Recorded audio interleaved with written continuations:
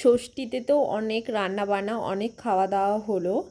আর আজকে একটু রেস্ট, মানে আমারও রেস্ট, পেটেরও রেস্ট। সেই কারণে আজকে সেভাবে কিছুই রান্না করব না। আজকে প্লেন ডালই রান্না করব, আর কিছু একটা ভাজা করব। আর না একটু মাছের ঝোলও রয়েছে, সেই কারণে অতটা রান্না বান্নার চাপ নেই। আর ষষ্ঠীর দিন রান্না বান্নায় এতটাই ব্যস্ত ছিলাম যে ঘরগুলো ঠিকভাবে ক্লিন করতে পারিনি। কারণ যেহেতু ছোট বাচ্চা রয়েছে, রোজই কিন্তু একটু ক্লিন করেই নিতে হয়। তা আজকে সেগুলো একটু টুকটাক করব, আর তোমাদের সঙ্গে শেয়ারও করব। এখন ঝটপট সকালে উঠেই চা বানাচ্ছি, কারণ সবারই একটু ঠান্ডা লেগেছে। তা ভাবলাম যে একটু আদা চা করে নিই।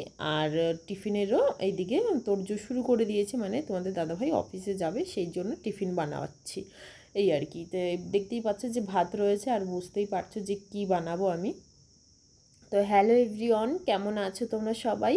আশা করছি সবাই ভালো আছো, আমরাও ভালো আছি। আমি শিউলি, আমার নতুন একটা ব্লগে তোমাদের ওয়েলকাম। আর যারা যারা আমার ফেসবুক পেজে ফলো করতে চাও, তারা আমার ফেসবুক পেজেও ফলো করতে পারো, পিউ ব্লগ বলে।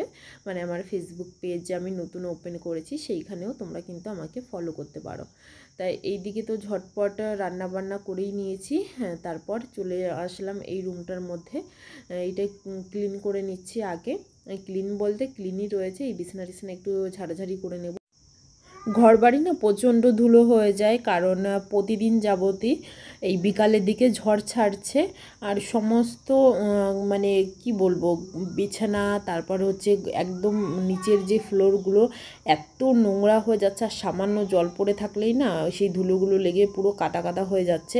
এখানে পুরো বালির ঝড় ওঠে, ভীষণই বাজে অবস্থা। এখন ফ্রিজটাকে 2-3 দিন সত্যি কথা বলতে এই মানে ক্লিন করা হয়নি। আর এই বিছানার ধুলোগুলো তো পুরো ডাইরেক্ট গিয়ে ওই ফ্রিজের উপরেই লাগে, তা সেটাই এখন করে নিচ্ছি। আজকে এই কাজগুলোই একটু তোমাদের সঙ্গে শেয়ার করছি, সেটাই মানে বেশি করে করেছি। কারণ এই যে তোমাদের প্রথমেই বললাম যে রান্না বান্না তো সেভাবে আজকে নেই, সেই কারণেই এইগুলো একটু ঝটপট করে করে নিচ্ছি। আর ওইদিকে আমি ভাতটা নামিয়ে দিয়ে, মানে তোমাদের দাদাভাই তো টিফিন খেয়ে চলেই গেছে। আর সেই কড়াইটার মধ্যে ইন্ডাকশানে আমি ডাল সিদ্ধ করতে বসিয়ে দিয়ে এসেছি। ওইদিকে ডাল সিদ্ধ হচ্ছে, আর এইদিকে আমি আমার এই ডাস্টিং মোছামুছির কাজগুলো করে নিচ্ছি। কৃষ্ণ ঠাকুরের এই ফটোটা আমি অনলাইন থেকে নিয়েছিলাম, যখন লাগিয়েছিলাম তোমাদের সঙ্গে শেয়ারও করেছিলাম। এরকম কিন্তু সুন্দর সুন্দর প্রচুর জিনিস রয়েছে অনলাইনে, মিশোতে, ফ্লিপকার্টে রয়েছে। আমি বাড়ির থেকে মানে অর্ডার করেছিলাম। আর এইখানে তো জানোই যে অনলাইনের জিনিসপত্র একটু অসুবিধা হয় আসতে, ওই গেটে গিয়ে নিয়ে আসতে হয়। সেই কারণে এইখান থেকে আর কিছু অর্ডার করি না, কিন্তু জিনিসটা খুবই ভালো এসছে। আর ঘরের দেয়ালের জন্য কিছু ভেবেছিলাম, তা সেটা এখনও অর্ডার করা হয়নি। আবার যেহেতু বাড়ি যাব তখনই কিছু না কিছু একটা অর্ডার করে দেব।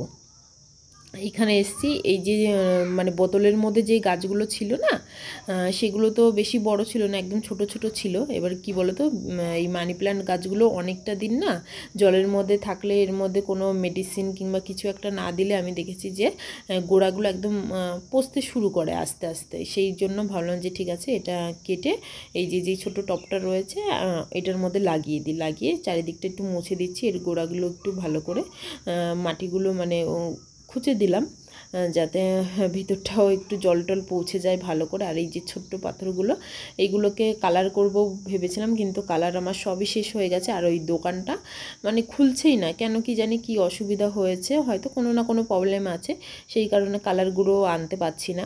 তার টেবিলটার চারিদিকে মাটি টাটি একটু হয়ে গেছে, তা ভাবলাম যে ঠিক আছে সেগুলো একটু ভালো করে কলিং দিয়ে ক্লিন করে নিচ্ছি। আর এখন আমার সুন্দর টবগুলো একটু ঝটপট করে সাজিয়ে দিচ্ছি। হ্যাঁ, একটু পাতাও বেরিয়েছে, দেখতে পাচ্ছি ছোট ছোট পাতাও বেরিয়েছে। আর এই দুটো আমি অনলাইন থেকেই নিয়েছিলাম, সেগুলোকে এখন এইখানে রেখে দিচ্ছি, এগুলো এইখানেই থাকে। এইগুলো নিচে নামিয়ে ক্লিন করে নিয়েছি, কারণ পেরেকগুলো না সেভাবে মানে পোক্তভাবে পোতা না এইখানে ভালো করে ক্লিন করতে গেলে দেখেছি অনেকবারই খুলে পড়ে যায়। সেই কারণে আর ভাবলাম যে ঠিক আছে, অত রিস্ক নিয়ে লাভ নেই, হাতুড়িও নেই আমার কাছে, ওইখান থেকে নামিয়ে ভালো করে মুছে আবার জায়গার জিনিস জায়গায় রেখে দেবো। এই যে যে ছোট্ট পেঙ্গুইনটা তোমরা দেখতে পাচ্ছ, এটা দক্ষিণেশ্বর যখন পুজো দিতে গেছিলাম তখন কিন্তু সোনাই পছন্দ করেছিল যে ওর এই পেঙ্গুইনটা পছন্দ, তো ওইখান থেকেই আনা হয়েছে। সেই জন্য এইখানেও নিয়ে এসেছিলাম সঙ্গে। আর ও না কোনো খেলনা দিয়েই খেলতে চায় না সেভাবে, ওই বিকালের দিকে একটু বাইরে নিয়ে যাই তখন পুদিনা গাছটা একদম শুকিয়ে গেছে, আবার দেখি কচি কচি পাতাও ছেড়েছে, তা ভাবলাম দেখতে ভালো লাগছে না, সেটা সরিয়ে নতুন একটা বাইরে থেকে গাছ তুলে আনলাম, সেটা এখানে রেখে দিলাম। মানে জায়গাটা একটু ভালো করে ক্লিন করে নিয়েছি। ওই যে বললাম যে কালকে ব্যস্ততার কারণে ঠিকভাবে পরিষ্কার করতে পারিনি। আর ফ্রুটগুলো ওর ঝুড়ির মধ্যে রেখে দিচ্ছি। তারপরে তোমাদের দাদাভাই অফিসের গাছ থেকে দেখো কত লেবু এনেছে, কি সুন্দর লেবুগুলো, সেগুলো রেখে দিলাম। আর কালকে বিকালের দিকে গেছিলাম একটু বাজারে, একটু সবজি আলু টালু এইসব নিয়ে এসেছিলাম, সেগুলো ঠিকঠাক করে রাখছি। আর নুনটা একটু ফুরিয়ে এসছে, সেটাও কৌটোর মধ্যে ঢেলে দিলাম। মানে আজকে যাব তো এইসবই কাজ ছিল আমার। আর দেখো সকালবেলার সমস্ত কাজ করে তারপরে কিন্তু আমি আমার খাবারটা খাচ্ছি। এখন খাচ্ছি উপমা বলতে পারো এটা, আর ঝাল সুজিও বলতে পারো। সোনাইকে এটাই খাইয়েছি, সেই কারণে এটা যেহেতু একটু বেশি ছিল আমি সেটাই খেয়ে নিচ্ছি। কারণ ওর দুধটা ছিল না, আজকে দুধ খারাপ হয়ে গেছিলো। লাইটে বললাম যে ভীষণ ডিস্টার্ব করে এখানে, সেই কারণে ওটাই ওকে খাইয়েছি, আমিও খেয়ে নিচ্ছি। আজকের ভিডিওটা এই পর্যন্তই। ভালো লাগলে সাবস্ক্রাইব করে পাশে